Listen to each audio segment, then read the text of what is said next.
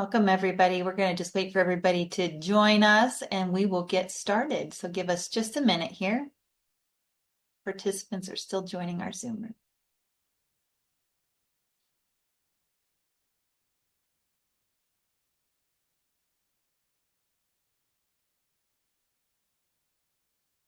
All right.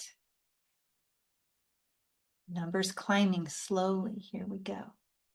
All right. Well, I am going to go ahead and get started so that we can stay on time with our timeline here today. Welcome, everyone. Thank you for joining us. The AFMRD and AFMA are happy to present this webinar to all of you today.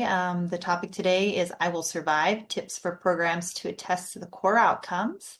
And I would like to remind everybody just to keep your volume on mute and to use the question and answer button at the bottom of your screen if you have questions throughout the webinar. We will be having a question and answer session at the end of our presentation today, so the chat feature is not open.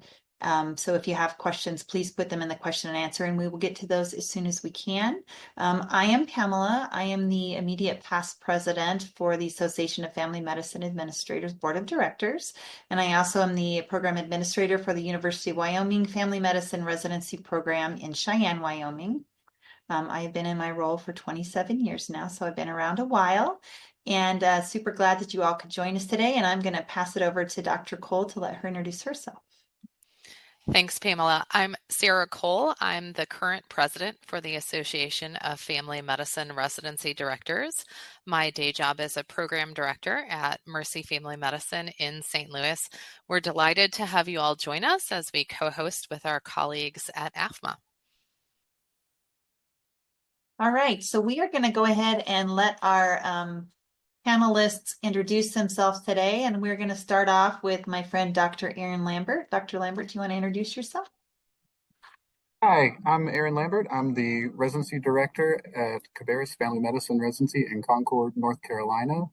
I've also had the privilege of being on the STFM task force for competency-based medical education for the last 2.5 years or so with Pamela, and newly elected member of the AFMRD Board of Directors. So looking forward to getting started with that. Glad to be here today. And Dr. Lambert is joined by Dr. Ray Wright. Dr. Wright, we're delighted to have you with us as well. Can you introduce yourself? Hi, I'm Ray. I am currently the interim program director and have been for the last year for Family Medicine of Southwest Washington. I am also a proud member of the STFM Task Force for CBME with Pamela and Aaron. I also serve as the associate program director for faculty development for the WWAMI network of residency programs.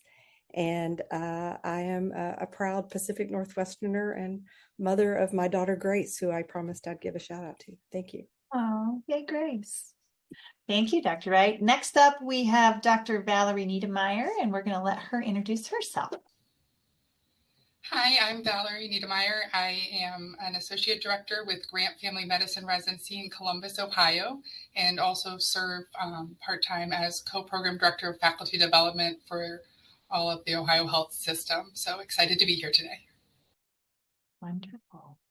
All right, with that being said, thank all of our panelists for being here today to talk to all of us, and we're going to let Dr. Lambert kick us off with our start today.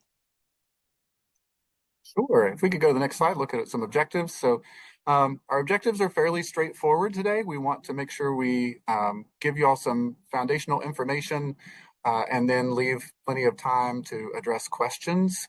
The impetus for this webinar was to try to help alleviate some of the stress of programs and program directors attesting to these core outcomes for their residents when they're ready to graduate.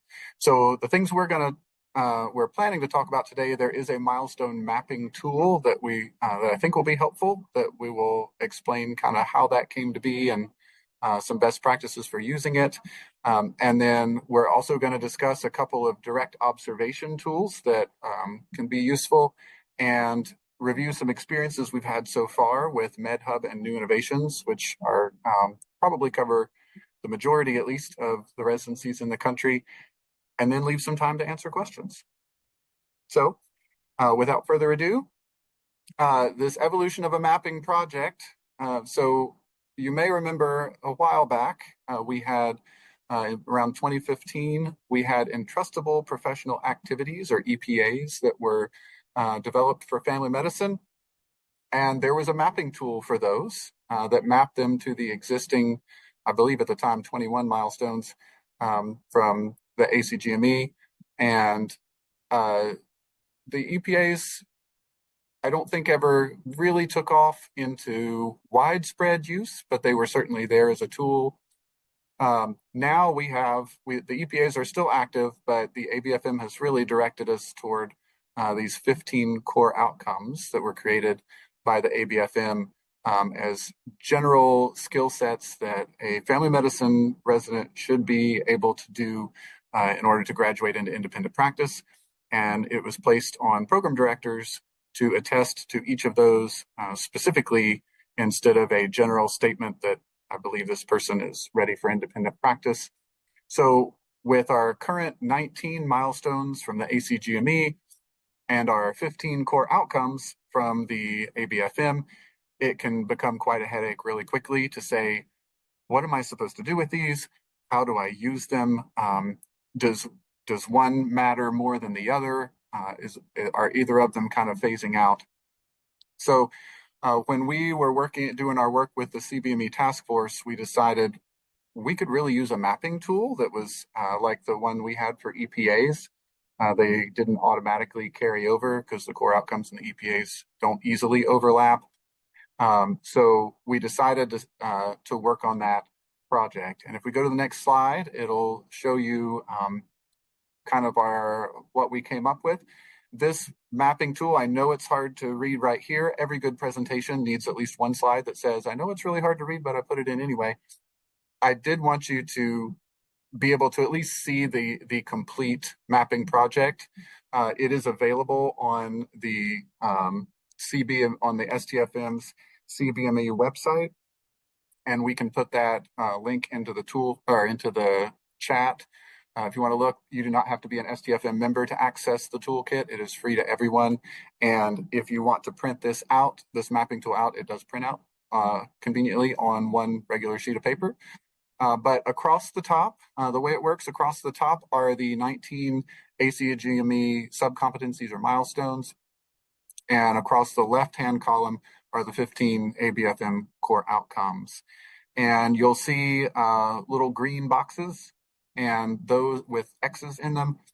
There was a group of educators on the task force who went through each of these line at a time and tried to determine as best we could which milestones or which subcompetencies are directly associated with which core outcomes.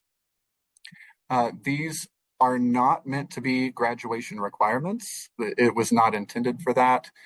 They are intended, though, to be targets to aspire to. We initially had a specific level, a level 3 or level 4 milestone achievement. And through several iterations, we decided just associating them was probably better. We were getting too focused on the wording of what is a level 3 or what is a level 4. So how we see this being used are a couple of ways. If you have a resident who you're trying to make sure you have enough evidence to attest to a particular core outcome, and they don't really have much data that you can use for showing that they can lead a team or that they can communicate well, then you can pull out this mapping tool and say, what specific concrete behaviors would be examples of this data? And go across the row and find those milestones that are associated with it, and then look at the language around those particular milestones and subcompetencies, because those are much more concrete behaviors. You can also use them if there is a resident who needs improvement, if they have a deficiency or a knowledge gap or a skill gap, and you think, wow, this is really hard to make up individual learning goals for such a vague, broad core outcome where I don't even know where to start, then look where those things intersect and look at the language of those milestones. And it can be kind of an impetus for creating some learning goals. If we go to the next slide, I'll show you what we mean. So if you are in, for example, if you are sitting in CCC review about your residents and you decide Dr. X needs to work on their communication skills, which is core outcome 4, and there's the language of core outcome 4. And this poor residence advisor says, developing effective communication is a huge topic. I don't even know where to start. How do I make a learning plan for them? Neil, if you click ahead, advance one more time, you pull up your mapping and you look at core outcome number 4, and you see, oh, look, there's 1, 2, 3, 4, 5, 6, 7 different milestones that could relate to effective communication skills. And you pull up perhaps ICS 2, and it talks about coordinating recommendations from members of the care team. And you're like, well, they do that on their hospital service. They even resolve conflicts sometimes. Have they ever given constructive feedback to supervising people? Well, yeah, they did that. I've got an email they pulled up, and they actually worded that very professionally. Or they've been talking about this, but they've never really brought it up to the right supervisor, the right person in charge. I'm going to encourage them, maybe coach them through how to draft that email or have that conversation. Then all of a sudden you have some ILP goals. The other place you can use the mapping is for program deficiencies. If you're noticing that a lot of your residents or all of your residents are missing evidence for a particular core outcome, then you can take a look at this and say, maybe there's something at the program level, at the curriculum level that we're missing that we need to include in the curriculum. What are some specific activities or behaviors that we could include in our curriculum so that we're setting our residents up for success and finding these kinds of things. So that's just a little bit of a background on the mapping tool and where it came from. It is continually under improvement. So as new iterations come up, they will be updated on the CBME toolkit. But hopefully that's something that may be helpful for you in this whole process. Next slide.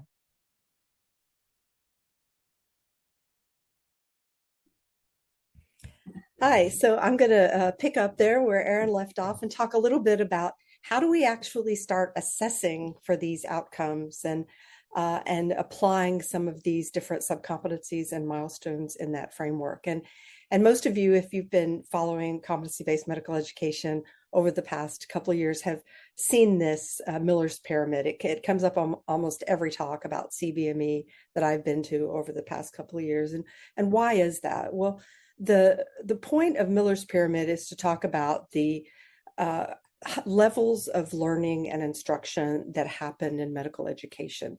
And so the bottom of the pyramid is really just about regurgitating information, maybe at the beginning of medical school. The next level up, as people progress through their training, they start to be able to articulate more clearly cases and to discuss how to apply that knowledge to cases. And then as they progress to the next level, it's more about being able to participate in things like simulated experiences or OSCEs. But residency is really about doing things. It's about actually doing them not only with simulated patients, but actual patients, so that you're experiencing all the complexity of taking care of someone in the true work environment. And then in order to really assess how someone's doing in that, we need to watch them. So true competency is about doing things, and being able to assess true competency is about directly observing that in the workplace environment. So let's talk a little bit about how we can do that. Next slide. So all programs do this at some level within the context of training, but it's very time consuming and it can be difficult to do. I think where we do it most effectively as a specialty is in assessing procedures. And part of that's because we have to directly observe and be present in the room for billing purposes. So we've sort of got in the habit of doing that. We're used to watching someone giving that feedback and then hopefully documenting it afterward. And most programs also do some sort of simulation experience, even if it's just requiring residents to do ACLS or BLS. And most programs do a little bit of OSCE or some variation of that, maybe at the entrance to the program.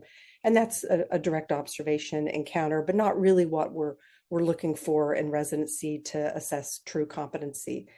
And then a lot of programs do some sort of one-to-one precepting, maybe for a half day, sometimes with a video. Sometimes behavioral health is doing that to assess communication, but it's very time and resource intensive. So the task force was really trying to think about ways that direct observation could be incorporated into the routine workflow of residency, and feel like the best way to do that is with what we call encounter snapshots. So encounter snapshots are what the one-to-one precepting, but it's just a little kernel of it. So maybe 5 minutes that could be incorporated when you're already precepting, either in the clinic or even in the inpatient setting as well. Or maybe you just go in and watch part of the history. You can learn a lot about a resident's communication skills by how they do the first 5 minutes of gathering a history, or watching that focused physical exam, which many of us are going in for anyway, but we just need to remember that, oh, wow, okay, we're directly observing this. We need to give, this is an opportunity to assess competence and specific feedback. When we're actually precepting, we're directly observing their ability to do clinical reasoning by seeing how they prioritize their differential diagnosis and what illness scripts that they choose from. Going back in at the end of the visit to observe part of the shared decision making. Again, only 5 minutes can give us a lot of information that then we can give feedback for as well. Watching how they interact with the nurses or the case managers in the hospital or in the clinic setting, and then observing how they participate in meetings, whether or not they are behaving in a professional way, is something that's sort of an ongoing process of observation. So lots of these opportunities that can just be slid in to the middle of the day. But if they all add up together, you can get a much more complete picture of the resident and a better way to assess their competence in real time so that they can also improve in real time. Next slide. But of course, there are lots of challenges to this, and the task force, it all sounds good in theory, and everything that the task force talked about has not worked out as planned. But we've been doing a pilot with a group of programs across the country, and we've been gathering feedback about what the challenges are and what has worked for various programs to meet those challenges. So one of the challenges, of course, is time. And even when we're doing those snapshots, it still can feel like a time sink to not only do the observation, but to give the feedback. And what we found to be most helpful is just making it routine. Many of the pilot programs found that after they were doing this for a while and it became routine, they were doing it in multiple settings more often, that they just got more efficient just by use. And I think that the doing it more often and building in that routine, it just becomes part of the general precepting. So time doing it with snapshots and making it routine is one way to overcome that challenge. The next challenge are struggling learners. And struggling learners, of course, just can feel overwhelming, both to them and to us, because there's so much feedback to give, it feels like at times. And what people have found to be most helpful is really limiting the feedback a little bit. Really only 1 to 2 comments are probably needed, focusing on the highlights, making sure that we're reinforcing things that they do well at the same time.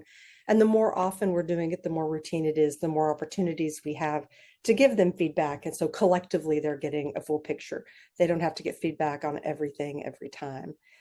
And then the other challenge that comes up is just this general attitude about direct observations. Residents don't necessarily like getting this, and especially if it's new to them, if they haven't had a lot of it, they can sometimes also be resistant to it. And so what programs have found to be helpful with the attitude, part of it is just discussing it ahead of time, doing faculty development about how to effectively use direct observation and how to receive it for the residents so they understand what's coming. And in the moment, discussing ahead of time. Don't just show up, of course, or say, oh, I'm going to directly observe you, but talk about what that looks like. What would the resident like to get out of the observation? Make sure that there's shared expectations about what's going to happen in the room. And then when you're giving the feedback, to be very specific about behaviors rather than opinions. What did you observe and what was the effect it had? And what did the resident, what was that bi-directional feedback? What did they get out of it? And if there's ongoing resistance, figuring out why that is. Is that a culture for the program? Is it a specific resident feeling singled out? Don't just assume that they're not receptive to feedback, but to figure out what it is. Maybe the faculty needs to be developed more to give more effective feedback in a meaningful way. Take that feedback seriously, gather it from the residents, and then hopefully some of these challenges can be overcome. And we're all still learning as we go, of course. Next slide. So the task force then had to take this idea of direct feedback and apply it. And ABFM, one of their asks of us was to figure out a way to do it in the moment live, so that not only is that feedback being given, but it's being documented. And so it felt like the best way to do that was with a mobile assessment, a mobile app of some kind. So we looked at a lot of different options for that. And then, as Erin mentioned before, recognizing that MedHub and New Innovations are used by most programs, and they already had a mobile app. It wasn't being used quite in this way, but we decided to work with them to see what we could come up with. And so they were both very receptive organizations, and they've worked hard, and we're trying to work out the kinks as we go. So next slide.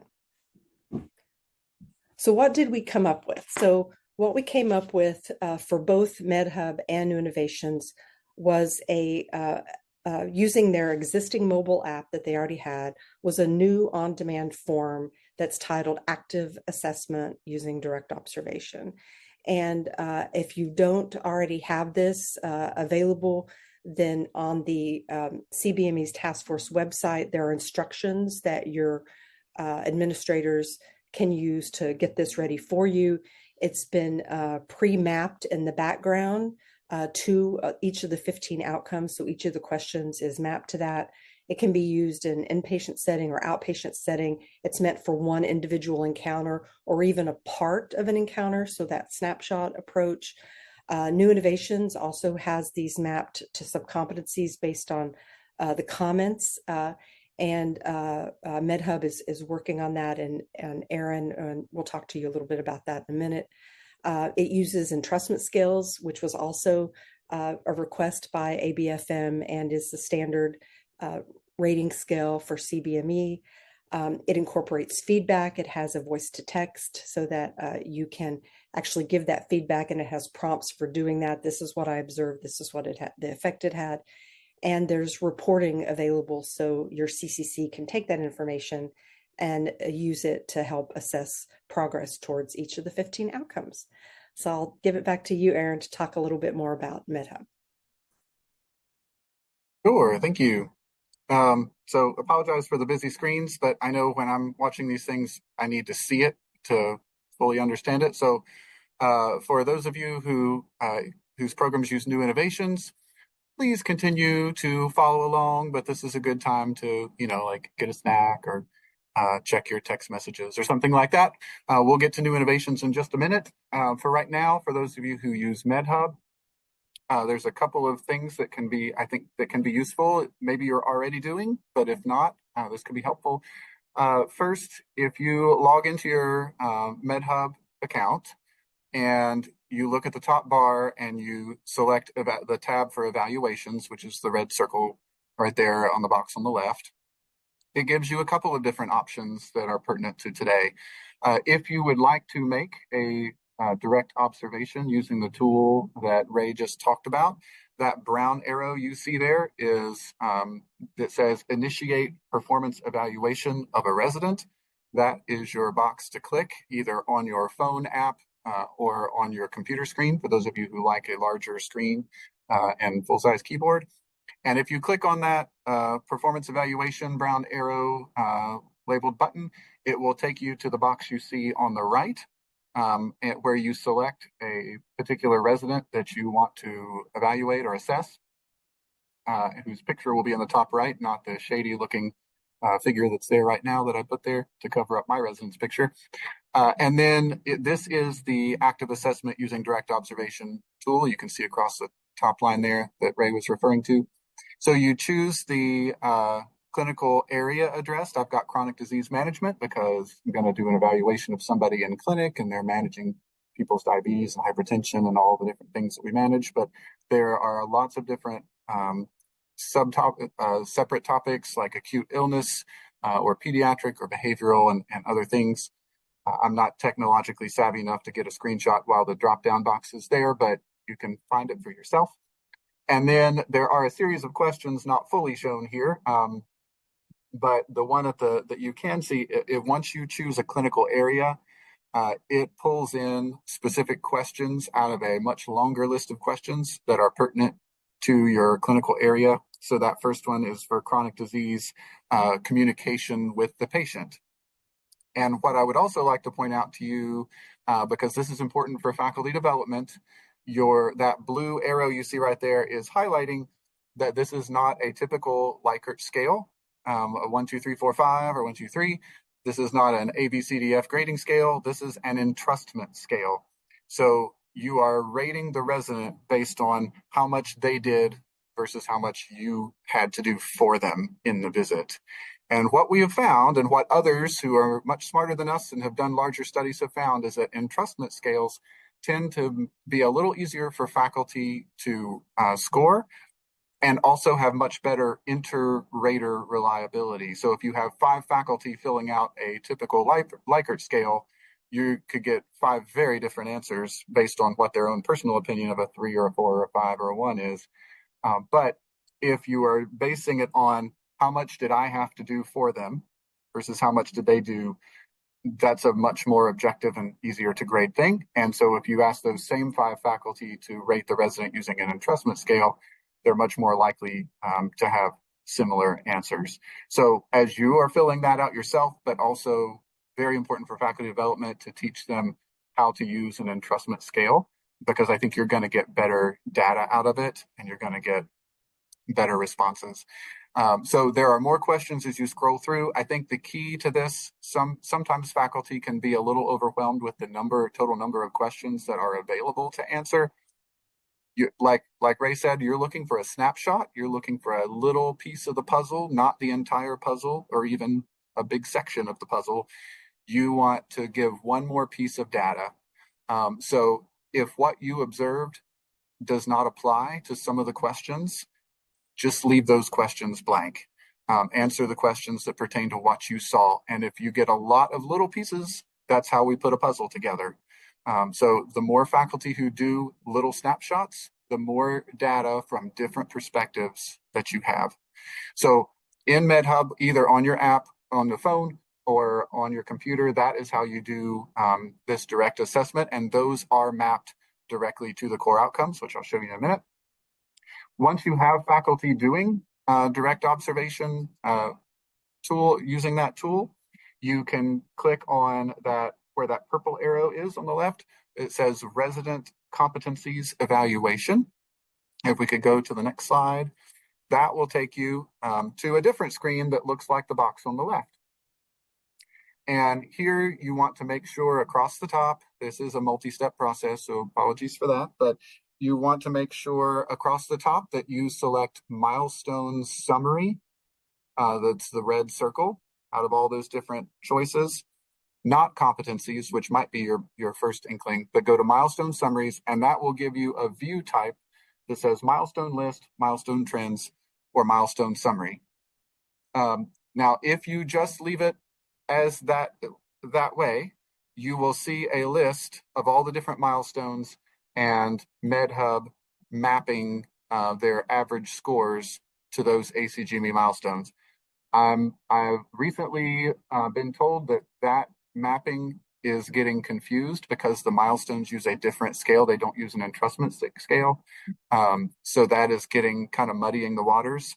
So I believe that MedHub is going to be turning that particular function off. If you want to see an average of the scores that they have for the core outcomes, then when you're on this screen where the green arrow is, it says list to display, you select EPAs. Now you might be saying to yourself, but I thought we weren't using the EPAs. These are core outcomes. And you would be absolutely right. but MedHub was not ready to change that title from EPAs despite some advocacy in that favor. So in this particular case, even though they are not actually the same in real life, just know on this list, EPAs equals core outcomes. Once again, they are not the same. There are 20 EPAs, there are 15 core outcomes. They are not the same thing. But for the purposes of navigating MedHub, when you go to milestone summary and milestone list, select the EPAs, and you will get what you see below there. All of the data mapped from every direct observation form that they filled out will be averaged, and you can get in this column some averages of their scores for the various core outcomes if they have data that links to that. Some programs use that as a starting point when they are doing when they are talking about the residents' progress in their CCC meeting. Take that for what you will. I think we don't use it that way in our program. If you are going to use it, I would encourage you to only think of it as a starting point and take all the other data points that are not linked directly to this into consideration as well. But that is one thing. The thing that might be more useful to you, looking at the box on the right, if you're on the same screen, but you select milestone trends, which is the yellow arrow, and once again, make sure EPAs is selected, it will show for that particular resident how they score and their trend over time on each individual core outcome compared to their rest of the peers in their PGY class. And you can see that below. Now that one doesn't have a lot of data because we just turned this feature on recently, but the longer this goes on and the more we use it, the more data we're going to have to make a good trend. So those are a couple of ways to use the MedHub data that hopefully will be helpful. If you have other MedHub evaluations that maybe end of rotation or mid-rotation evaluations that you have created, unless someone went in on an administrative level and mapped them manually, map those questions to core outcomes, those will not show up. Those will not map on this. The only things that are automated to map are from the direct observation tool. If you have someone who is an administrator who is savvy enough to map those out, your other questions out, they certainly can. But just know that that is not going to pull that data in. What is not pictured here is if you go further over to the next thing that says milestone summary, it shows a radar chart or a spider chart of each individual one and how the resident is performing. But that is for the sub-competencies. It's not for the core outcome. So I didn't bother to include that on here. So that is kind of a brief, hopefully not entirely confusing, but the best we can do navigation of how to use the MedHub tool here. And we can certainly talk about more specific questions later. But I'm going to hand it over to Valerie to talk about the new innovation side of things. Thank you. So now we're going to explore what this looks like for those of you who use new innovations. And to kind of start that off, this active assessment direct ops form that was created by the task force and is available in new innovations is really kind of your best tool for direct linkage within the new innovations system. One of the things that has been helpful is really kind of some education with the faculty about the importance of using this tool and some of its features. And so if you do have people that aren't using maybe the New Innovations app, that can be a great time to kind of increase that because it does allow for some easier completion of the form. If you do use it, this center kind of picture shows what that interface looks like, and it's under the evaluations is what you'd click on to then pull up the learner and the active assessment form that you're completing for them. What you can do in the app is once you log in the first time, your faculty don't necessarily need to log in each subsequent time. So it does save a little bit of time of getting into that interface and pulling it up on the moment. The other thing that has been helpful is the part of the slide on the right just shows what it looks like in the app if you're using the New Innovations app. And you can use talk to text on all these comment boxes. So letting people know that they can do that a little quicker if that works better for them to talk and have that content right in there. And making sure they know that they just need to select that primary clinical area assessed, and then they pick one of the subsequent questions to respond to, whether they watched the history taking or the differential or whatever piece they looked at. So helping people understand how to use the tool when they're looking at new innovations, because it does sometimes get a little daunting to think about when you look at it in its full spread. And it does show each of those areas on the new innovations version. It does not just pull up one when you select it. You do see those other ones there. If you click forward to the next image, this just shows a snapshot zoomed in and thinking about using that talk to text feature. Next slide. So what does this look like in new innovations once you do have that data? This is what the information on that active assessment using direct ops form pulls into. So just like you would view the sub-competencies under that milestones tab in new innovations, there's a second tab for core outcomes.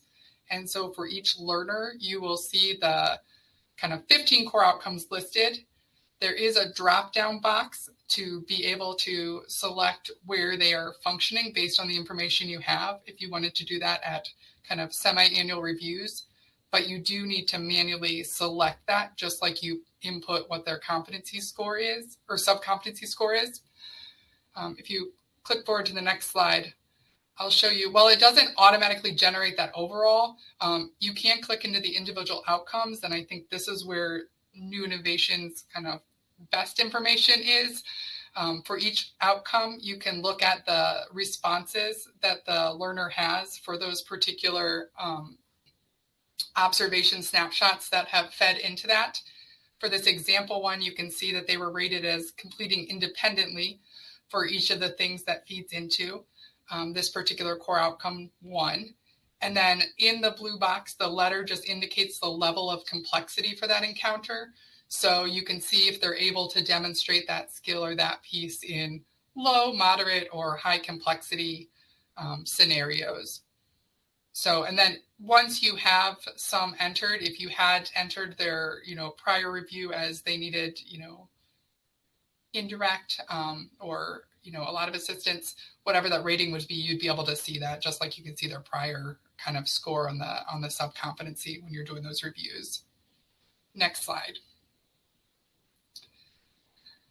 So the active assessment form is really the only one that ties directly to that core outcomes page within new innovations.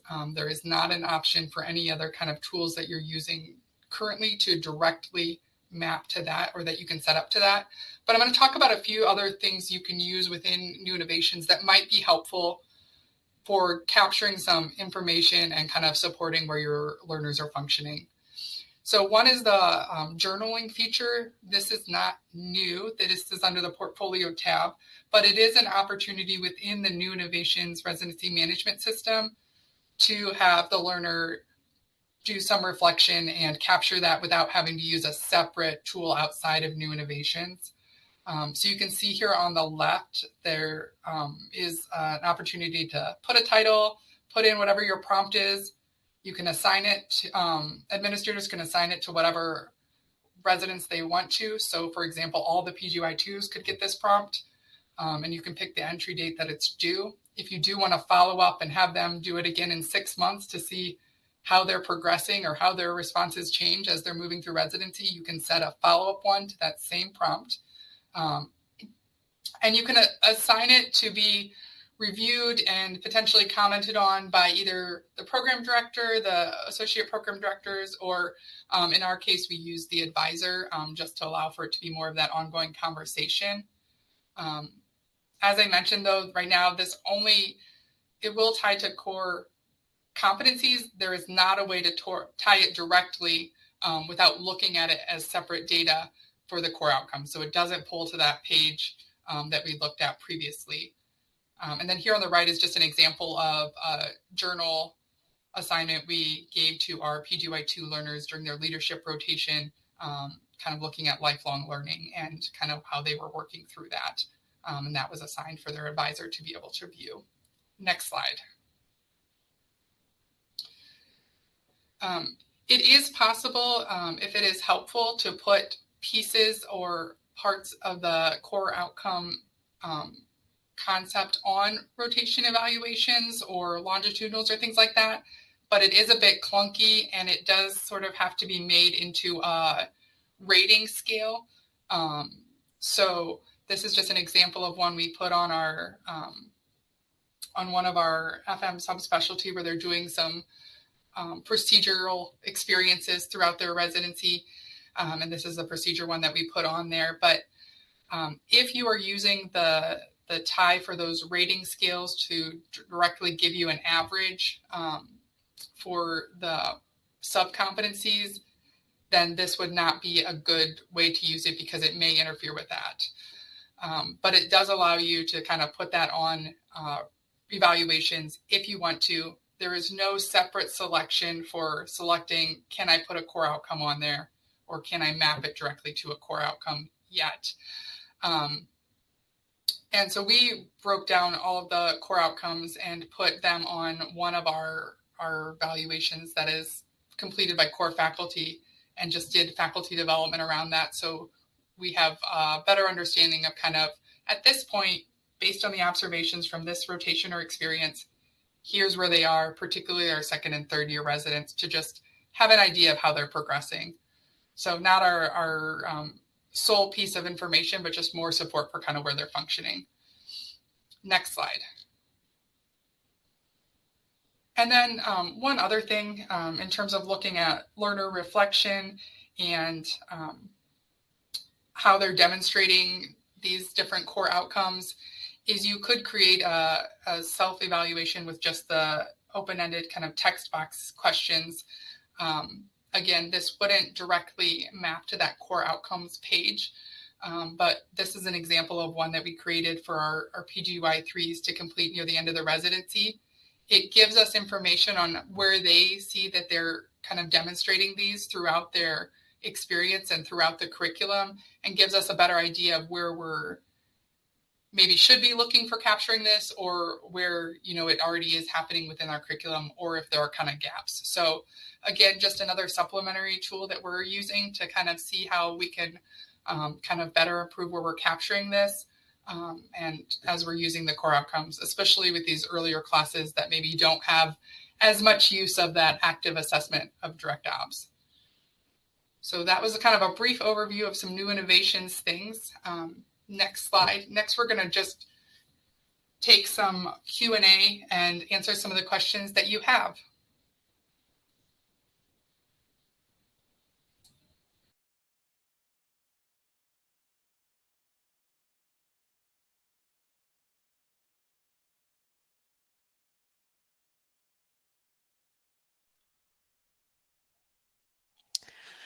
So thank you to Dr. Lambert and Dr. Wright and Dr. Niedermeyer. I know that we have been answering some of the questions in the Q&A as we go along. There are a few that are floating out there. Could I toss those to one or more of you? Does that sound okay? Wonderful.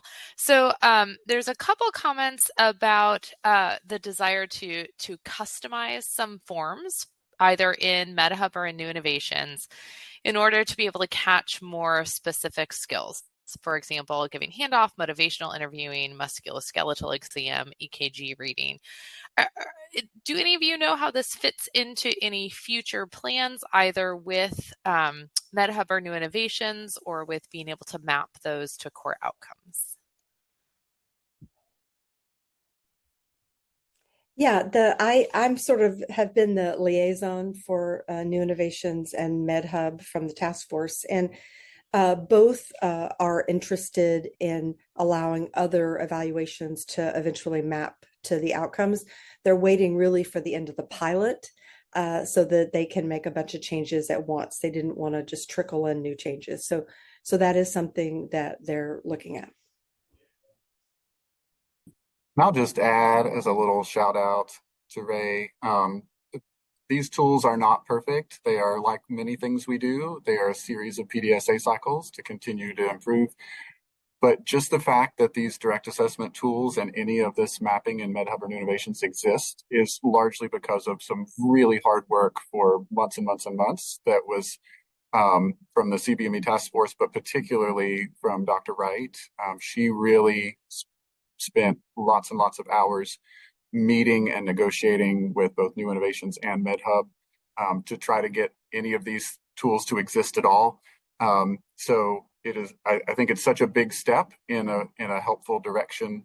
And like she said, when the pilot project is done, I think everybody is eager to, which I believe is June of this year is when the pilot wraps up. So when that's done, we're going to have a lot of real-time feedback from lots of really broad variety of family medicine programs across the country that we can take back to them and continue to make these useful.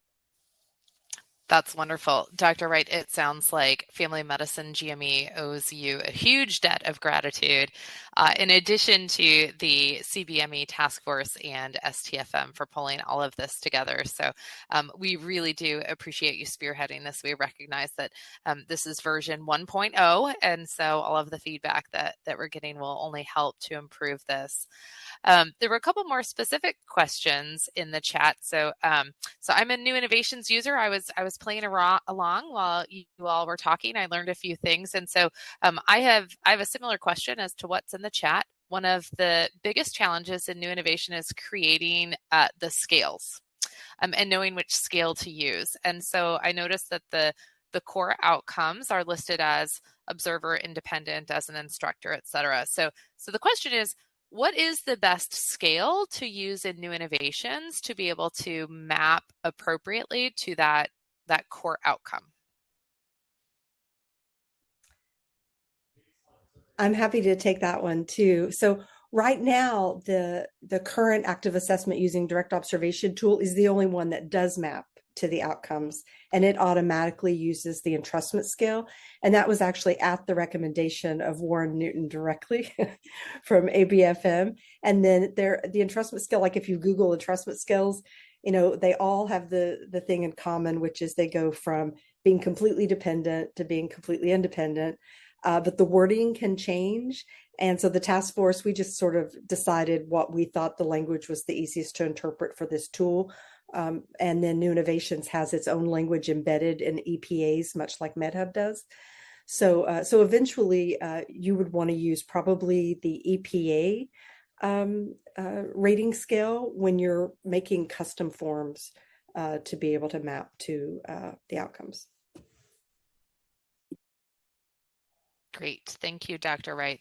The next question pertains to MedHub and a question about how to ensure that residents are properly showing up as an option to evaluate when clicking on Initiate Performance Evaluation. Any tips or tricks there? Yeah, I'll take that one. I'm not an IT wizard. I will preface this statement, but if your residents are listed in MedHub with your program as active, then they should automatically populate into the drop-down box.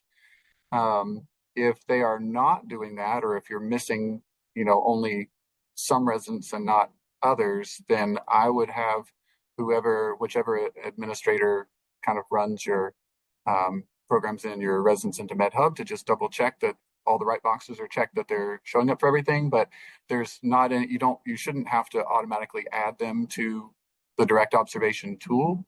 They should populate from your existing list of MedHub residents. And Dr. Cole, if I could go ahead and comment on one other question that was in the chat. I'm not sure if we fully answered as part of our slides or not. Someone asked about how to incorporate some of the core outcomes into evaluations and things like that. I think we showed some ways that were largely resident driven. But for anyone going to RLS next month, there's going to be a couple of different presentations kind of pertaining to this as well in much more depth than here. But what some programs have done is look at the existing evaluations that you have that people already fill out and adjust the wording of those question stems so that they are similar to the wording of the core outcomes, and then they do kind of link more. And that could be true for either preceptor forms or patient satisfaction evaluations. You can ask on your patient your patient satisfaction form, did this resident communicate effectively with you about your care, or did they provide appropriate care for your acutely ill child? Or there are ways to word your questions so that they feed directly into, or at least address directly, some of those core outcomes, particularly some of the ones that are a little trickier to what we sometimes call the soft skills, but no less important skills of being a doctor that are hard to objectively see. So that was one way that some programs have kind of helped provide some data and some evidence without completely remaking the wheel. Also, I'll just add to that you can make custom reports and new innovations pretty easily with any evaluation tool. So even if you're not pulling it into the outcomes section for the CCC, if you create a tool that you want to use directly for outcomes, it's really easy to just create a custom report and to look at that directly as well. There's a question here from Colleen that just popped up. It says, can you please explain how again you find the core outcomes tab in new innovations? Dr. Wright, you can answer that, or I can answer that, whichever you prefer. Or Dr. Valerie can probably answer that. Yeah, Valerie can answer that too, Dr. Niedermeyer. Yeah, so that tab is actually right next to the tab for the milestones, where you go in to view those spider plots for all of your residents and where you enter the mapping scores that you have for each semi-annual review. There's just a second tab right next to that. You click on it and you'll see your learners and the 15 outcomes.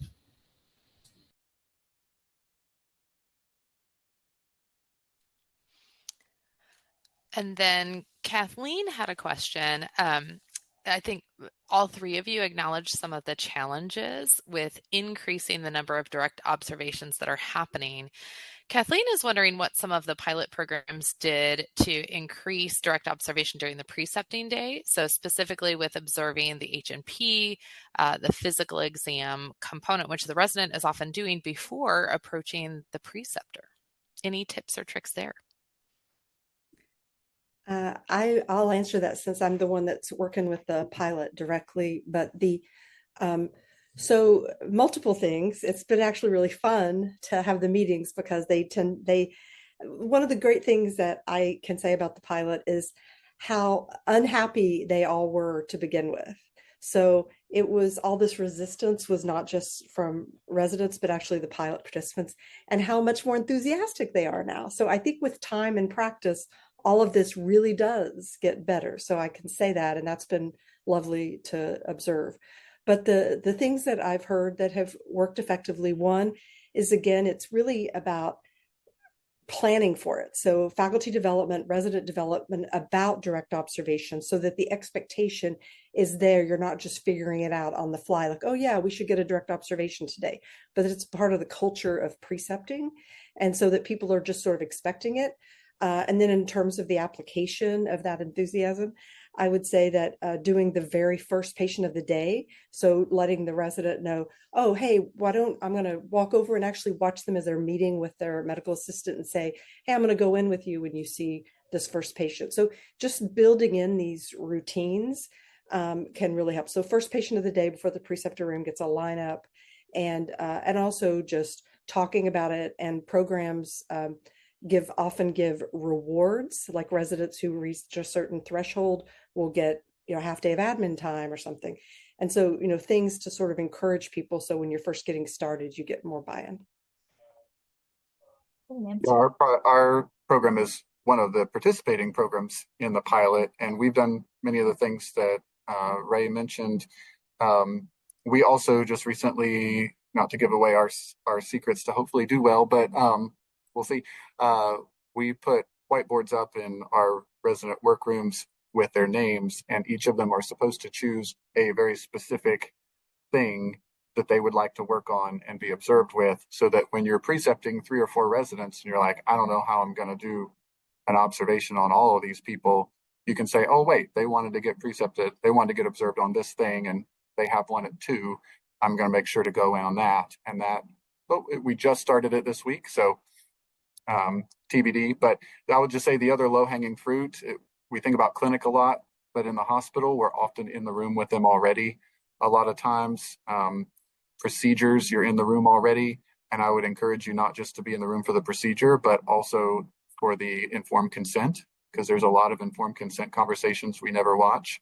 That communication is really important. Code status conversations. You know what? Let me go in there and just watch you give that code status.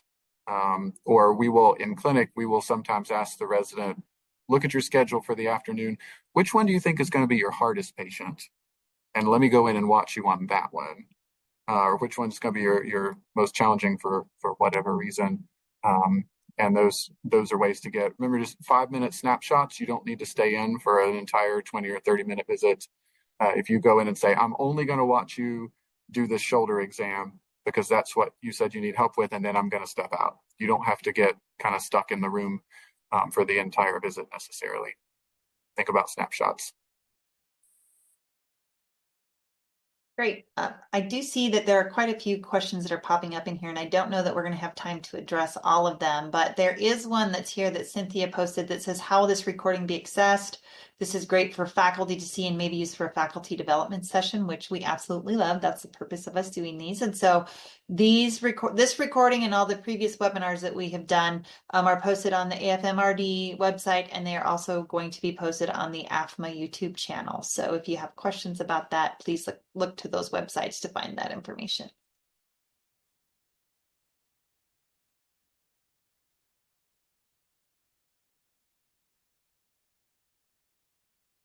All right. Looks like we may have time for one more question here. I'm going to let our panelists scroll through these and see if they see one that potentially they could answer in just a couple minutes here before we wrap up, to be gracious of all of your time and make sure that we're ending when we should be.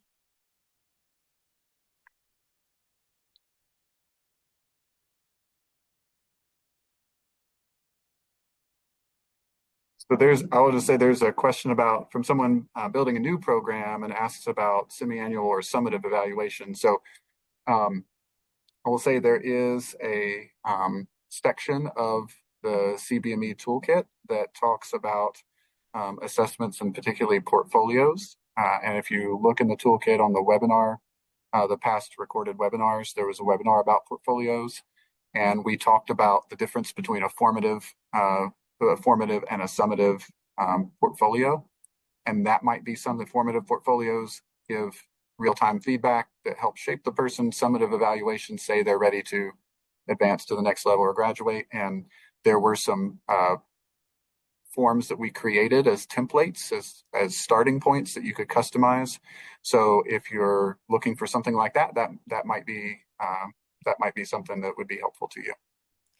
There's also the outcome assessment starter pack, which is even more basic than that. And then that can be used to help build the portfolio. And it has, if you're a new innovations user, it actually has all the forms that you can actually borrow that are already made for you for various different settings, in addition to the active assessment using direct observation. And it's organized by outcome. So it talks about which assessment tools are most helpful for which outcome, and then also has the associated ACGME requirements that are related to that, so that you can remind residents when that outcome is being looked at as well. So outcome assessment starter pack might be especially useful for a new program. Thank you so much. Well, again, we wanted to thank all of you for joining us today and listening to our tips and tricks on using all of these wonderful tools that are available to all of us. And Lisa has been so excellent in putting our emails in the chat. So if you're wanting to connect with any of us outside of this webinar, please feel free to email us directly. And I wanted to thank all of our panelists for being willing to present today and being kind of leaders in this topic, and Dr. Cole as well for being a co-host for our AFMA and AFMRD webinars. So thank you so much for joining us, and we hope to see you again soon for our next webinar. And I'll turn it over to you, Dr. Cole. Oh, Pamela, I don't have anything to add. I just wish everyone a really beautiful second half of their day. Thank you again to our presenters, and we look forward to seeing many of you at RLS in about a month. Thanks so much. Bye-bye.